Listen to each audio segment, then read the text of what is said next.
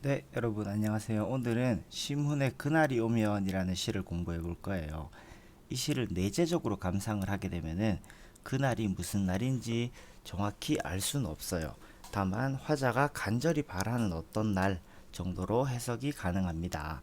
근데 이 시는 외재적으로 감상하게 되면은 그날이 어떤 날인지 우리가 명확히 알 수 있어요. 먼저 밑에 도움을 주는 쌤의 한마디를 봅시다. 이 시는 1930년 3월 1일 기미 독립선언일을 기념하여 쓴 시입니다. 이 시는 이육사의 절정과 함께 식민지 시대의 대표적인 저항시의 하나다라고 나와 있네요. 그러면 그날은 당연히 우리가 추측을 할 수 있겠죠. 조국 독립, 해방, 그리고 광복의 날이라고 추측을 해볼 수 있습니다. 가정법을 사용하여 광복의 기쁨과 격정의 순간을 역동적으로 표현하고 있는 작품으로 남성적인 어조가 특징이라고 되어 있네요. 자, 그럼 시를 한번 보도록 합시다. 그날, 당연히 광복이겠죠? 자, 그날이 오면은, 자, 완전히 똑같진 않죠. 두 개의 식구가.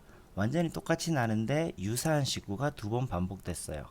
완전히 똑같은 식구가 두 번 반복되는 것을 우리는 반복이라 하고, 유사한 식구가 두 번 이상 나오는 것을 변주라 그래요. 그럼 반복과 변주는 결국 효과는 같습니다. 선생님이 반복 나올 때마다 계속 강조해서 설명했던 거 있죠. 반복의 효과는 운율과 강조다. 그러면 이 시는 변주를 써서 어떤 거를 강조하기 위해서 변주를 썼느냐? 그날이 오면은 그날에 대한 화자의 간절함을 강조하기 위해서 이 변주를 활용해서 유사한 식구를 두 번 사용한 겁니다. 자, 그리고 그날이 오면은 이라는 걸 봤을 때 지금 그날이 왔어요, 안 왔어요? 그날이 아직 안 왔죠. 그래서 만약 그날이 온다면 이라는 뜻으로 가정법이 여기 쓰이고 있습니다. 그래서 그날이 오면 삼각산이 일어나 더덩실 춤이라도 춘대요. 자, 그러면 독립은 이 삼각산은 우리나라에 있는 산의 구체적 지명 중에 하나잖아요. 그죠? 독립은 삼각산에만 와요? 아니면 우리나라 전체에 와요? 우리나라 전체에 독립이 오죠. 자, 그래서 이 삼각산 일부를 가지고 우리나라 전체를 나타내는 비유법이 있었죠. 바로 대유법입니다. 그래서 이 삼각산은 우리나라 전체를 온 나라를 뜻하는 것이고 대유법이 사용됐어요. 자, 그리고 뒤에 봅시다. 삼각산이 일어나 더덩실 춤이라도 추고 산이 일어나 더덩실 춤춘대요. 무슨 법이죠? 그렇죠. 화류법 아니면 의인법이 되겠죠. 자, 그럼 산이 일어나 더덩실 춤이라도 춘다. 굉장히 동적이고 다이나믹한 이미지가 느껴지죠. 그래서 이런 거를 역동적 이미지라 그래요.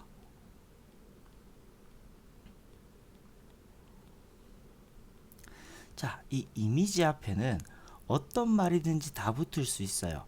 긍정적 이미지, 부정적 이미지, 상승 이미지, 하강 이미지, 어떤 걸 붙여도 상관없어요. 근데 이미지 중에 가장 중요한 게 감각 이미지예요. 감각적 이미지를 다른 말로 하면 우리가 중1 때 배운 심상이 돼요. 심상. 그래서 이미지는 이미지라는 단어 앞에 모든 게 다 붙을 수 있지만 특히 감각적 이미지는 심상이다. 꼭 기억해두면 좋겠어요. 자, 그 다음에 삼각산이라는 구체적 지명이 나왔죠.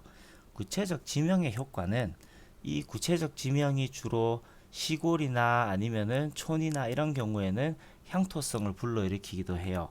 그런데 구체적 지명이 등장하면은 우리가 실제 있는 곳에 지명이 나오니까 현실감을 강조하는 효과가 있어요. 그래서 구체적 지명하면 두 가지 기억해 둡니다.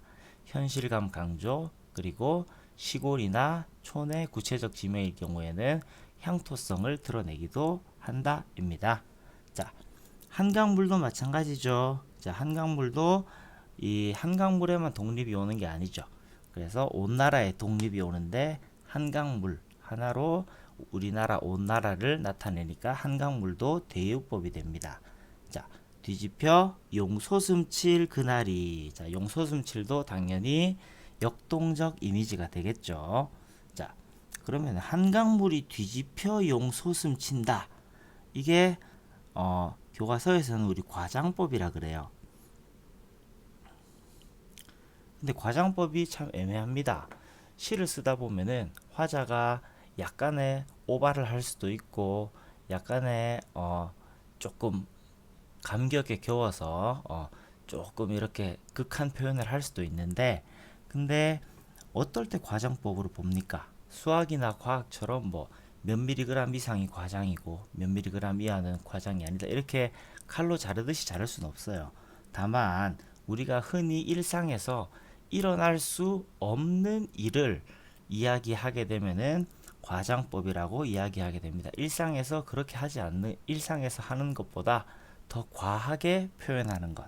그러면은 한강물이 아무리 바람이 세게 불고 한다고 해도 뒤집혀서 용솟음, 이렇게 용이 하늘로 승천하듯이 이렇게 용솟음 치는 날은 없겠죠. 그래서 이거는 과장법이라고 보면 됩니다. 자, 그리고 이 목숨이 끊기기 전에 와주기만 할 양이면. 그래서 지금 화자는 그날을 굉장히 간절하게 기다리고 있다, 그죠? 자, 나는 밤하늘에 나르는 나. 여기 화자가 표면에 드러났네요. 까마귀와 같이래요. 같이. 나와 까마귀가 같네요. 그럼 나랑 까마귀가 동일시 됐네요. 그죠? 동일시. 자, 그러면은 화자와 어떤 자연물 아니면은 그 사물이 동일시가 됐을 때 우리는 뭐라고 하죠? 화자와 나의 감정이 같으니까 감정이입이라고 하죠. 그래서 여기서 까마귀는 감정이입의 대상입니다.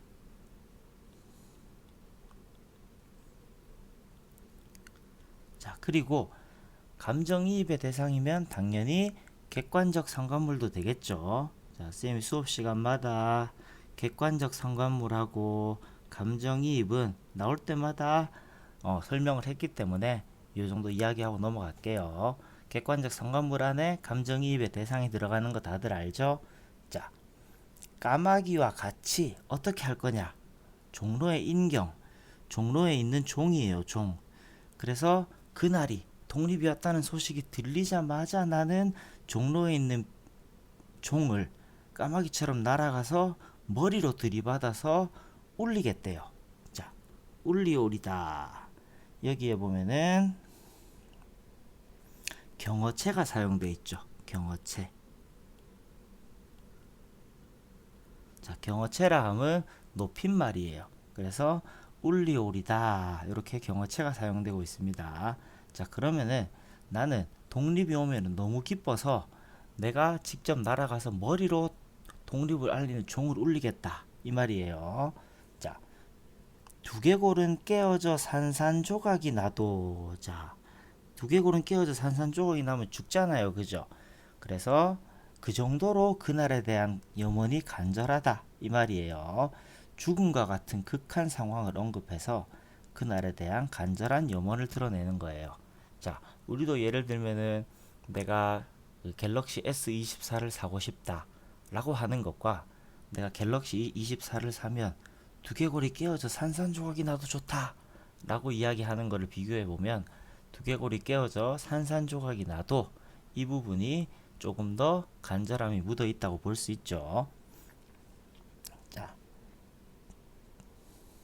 기뻐서 죽사옴에 오히려 무슨 한이 남으오이까.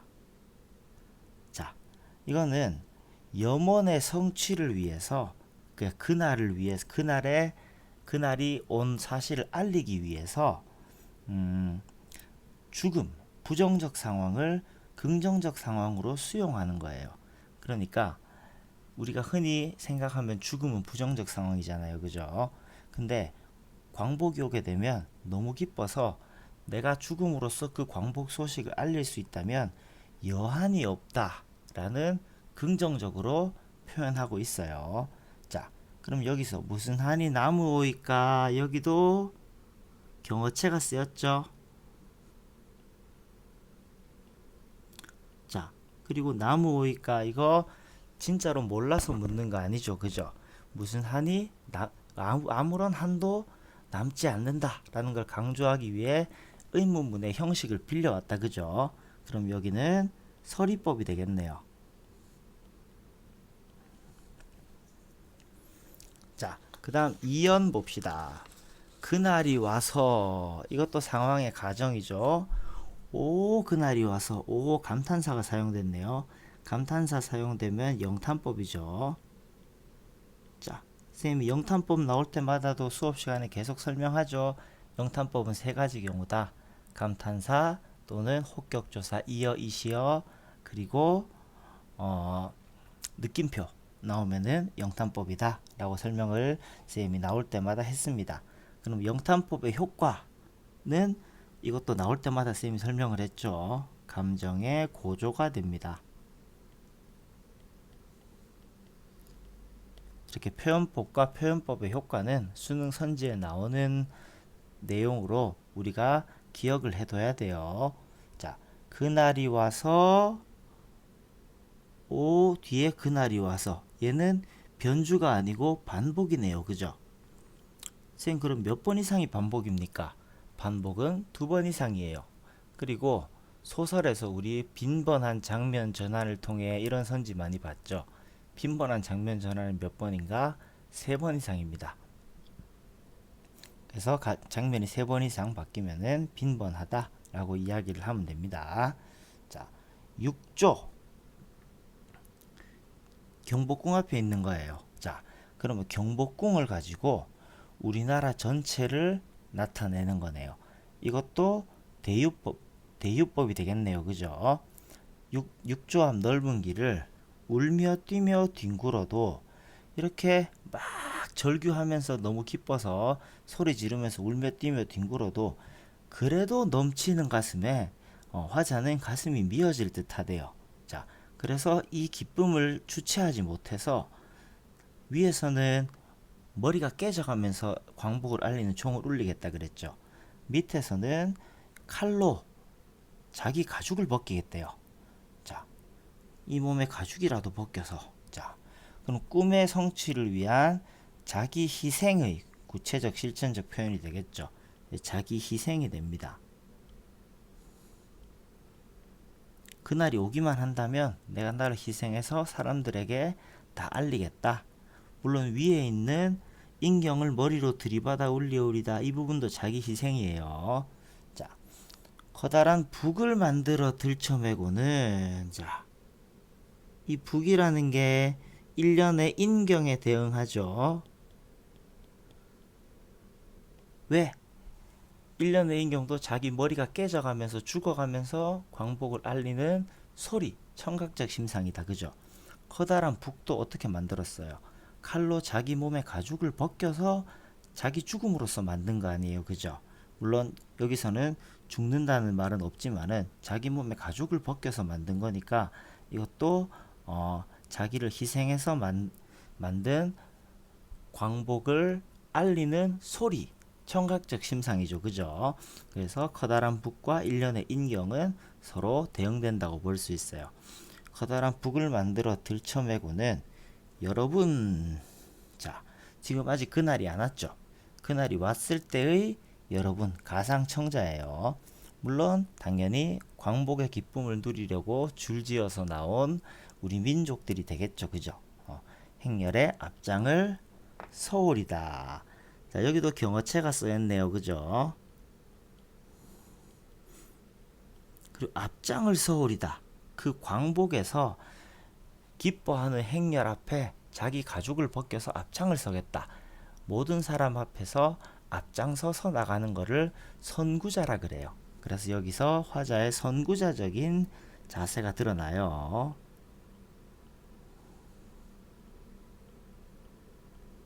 자, 우렁찬 그 소리, 당연히 광복을 기뻐하는 소리죠. 사람들이 나와서 막 소리 지르고 광복 기뻐하는 소리를 한 번이라도 듣기만 하면 그 자리에 거꾸러져도 눈을 감겠소이다. 자, 이것도 현실의 성취, 그 독립이라는 성취를 위해서 부정적 상황인 죽음을 긍정적 상황인 여한 없음으로 수용하고 있는 구절이에요. 이 감겠소이다도 당연히 경어체가 되겠죠. 자, 그래서 요약하자면은 이 시는 총 2연으로 이루어져 있는데 1연과 2연 모두 화자가 바라는 그날, 즉 독립이 오는 날이 오면은 자기 자신을 희생해 가면서까지 자기의 기쁨을 주체하지 못해서 자기 자신을 희생해 가면서까지 독립을 널리 알리겠다 하는 시예요. 자, 오늘 그날이 오면 수업 여기까지 하도록 하겠습니다.